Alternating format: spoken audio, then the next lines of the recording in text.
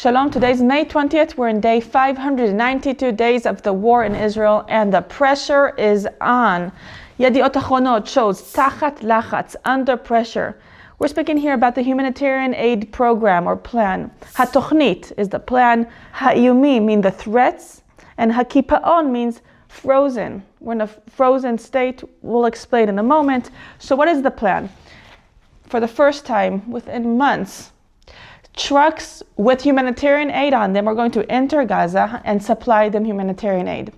The IDF promises that this aid will not reach Hamas's hands. Why? Because Hamas takes over, controls it, sells it, gets money, gives it to their people, gives the money to puts the money into their pockets, into Hamas, and they're starving their people. So the IDF says no, this time with this new plan, the Hamas will not put their hands on it. But other seniors in Israel say, we can't promise that this humanitarian aid will not reach Hamas, as Hamas is Hamas.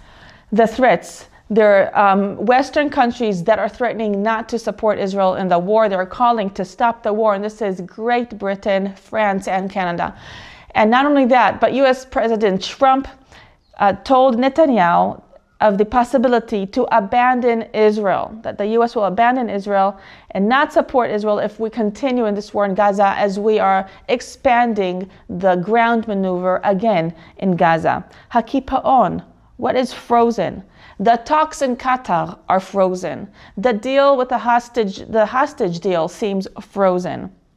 Arbel Yahud, one of the survivors of the Hamas captivity, and her boyfriend Ariel Konyer is still in Gaza, held captive. She spoke in the Knesset to the leaders, and she explained a little bit of what she went through. She says, I was hit. I lived in conditions of a Holocaust.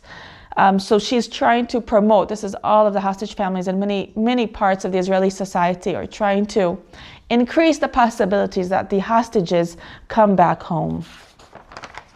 The opinion articles are about this, the continuation of the war, and also about entering humanitarian aid into Gaza. Ben Dror Yemini, for instance, writes, Chizuk lesonei Israel. We are strengthening the hatred against Israel by continuing the war in Gaza. Avi Kalo speaks about Trump's visit to the Middle East, that this is the beginning of a strategic fall for Israel, and that you can say a regional explosion is coming close. A new Middle East is knocking on our doors. And with this threat, Netanyahu's government is continuing to ignore that. This is what Avi Kalo says. In the red headline, we read Hamilchama, means the war. Hasiyua means the aid. Vehakishalon means the fiasco. Shel hamemshala, of the government. This is again about the threats that Israel is getting from the West. And here is President of the US, Donald Trump, Macron from France. Here's Mark Carney, Prime Minister of Canada, and Keir Starmer from Great Britain. The message that is passing over to Hamas by US President speaking to Qatar and Hamas without Israel involved, by the opposing Western countries that are against Israel continuing the war. The message to Hamas is this, that if it holds on, im yimshoch od ktsat, Israel will be suffering from isolation, from international isolation, and the war will end when Hamas is still in control. Again here, Hama'arav neged Israel, the West is against Israel. Hahaslama means the escalation from the word sulam, ladder. Hahaslama be'aza hi bilti nisbelet, the escalation in Gaza is unbearable. They're saying that this is a diplomatic attack that Israel is getting from the West. Here's Netanyahu, and even in the way they arranged the images here, the Western leaders on the right, and Netanyahu is isolated away on the other side. More about the humanitarian aid. How is this plan going to come about? It's going to start this Sunday, although some trucks are going to come in according to the former plan, the last plan, where it's a little bit more messy. But from Sunday, this is what it's going to look like. By the way, the headline is Israel bemilchama, Israel is at war. So there are going to be 4 centers they will distribute the food. They will distribute the humanitarian aid in the south of the Strip. 30 trucks will be driving into each center. So each center can distribute 30 trucks of humanitarian aid.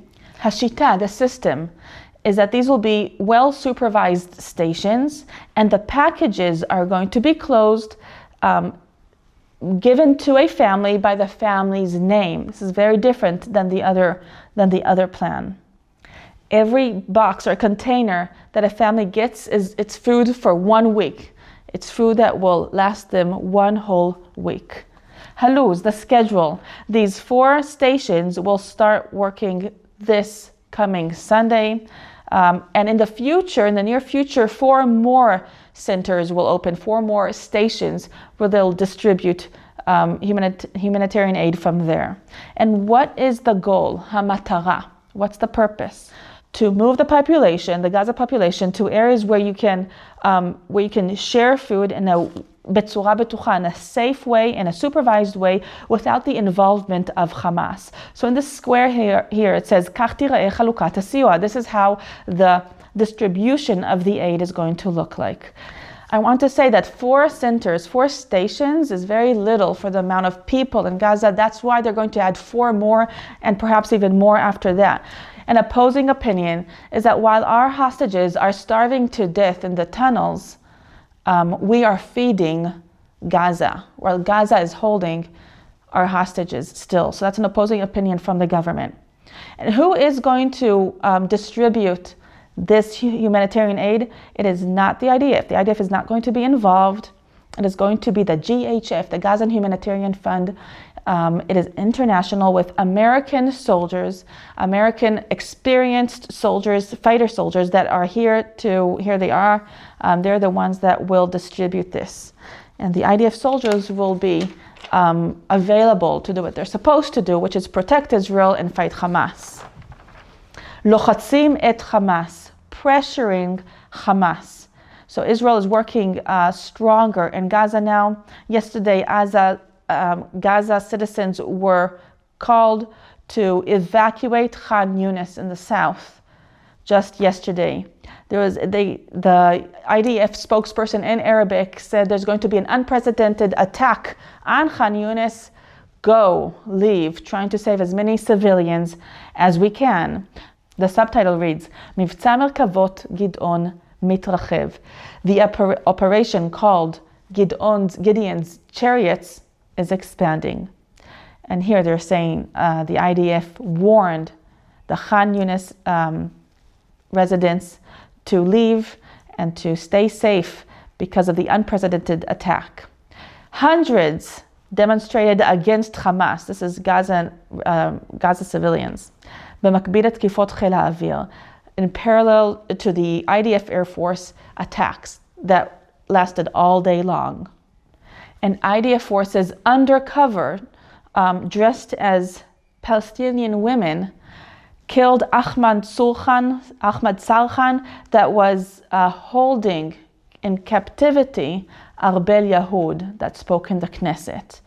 A terrorist, a senior leader in Hamas. So he was killed yesterday, and this is where the attack happened in Khan Yunis. Next article is about the operational employment of the reserve soldiers. This is specifically about those who went through a lot during their service. It says they went without any hesitation to hundreds of days of service and came back from the war scarred. Some of them physical, some of them mentally and emotional. Others are a combination of both scars. One of the biggest challenges is to find a place for them to work with all the sensitivity, with all the challenges. So a new project called Bishvil Hatzlacha, for success. It's also a play on words because Shvil is also, you can say a pathway. So in the pathway of success, this project allows fighter soldiers who were injured, it gives them some professional support. It finds places that can absorb them. So for instance, Sahar Cohen, he is working in Elbit, and he's saying, I wake up every day happy. Hashigra, the routine, has brought me back to life. He's 28 years old. This is Ayman. He works in a food factory, and he's very happy about that. This is Oriel Yom Tov. He received a work in high tech. I want to highlight a quote from a key paragraph here. He says, "Ein shikum bli ta'asuka." There's no rehabilitation with no employment. ובלי השיקום של הגיבורים שלנו, and without the rehabilitation of our heroes, also the Israeli society will not really be able to rehabilitate. The return of the IDF injured soldiers to the workforce is not only a personal need of these soldiers, it is a national need and a national challenge. When we connect the right soldier to the right job, we are receiving excellent workers that are devoted and with very high motivation. So way to go, and I'm very, very happy to hear about these projects that connect between those who need it and those who want it, and it's good for all parties involved. And I'll end with something even more positive. Magavnik Mileda is the headline. A border control soldier from birth. What happens here? Here's a border control soldier. He asked his commander for a vehicle that could help him take his wife that's about to give birth. She's feeling contractions at home. He goes home as his wife called him, "Please come and help me get to the hospital." He takes her in their military vehicle, and she gives birth in the hospital parking lot. She was not able to get out as the birth was so advanced. This is their fourth son.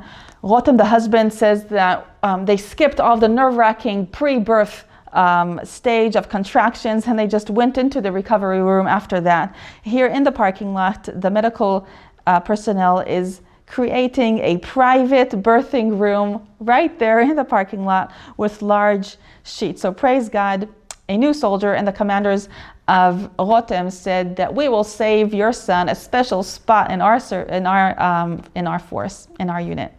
So this is it for today. A lot of news, and things are developing, especially the position of Israel in the Middle East and the world in general. For more news, you can go to All Israel. I'm Rotem Magen, broadcasting from the Jerusalem Hills.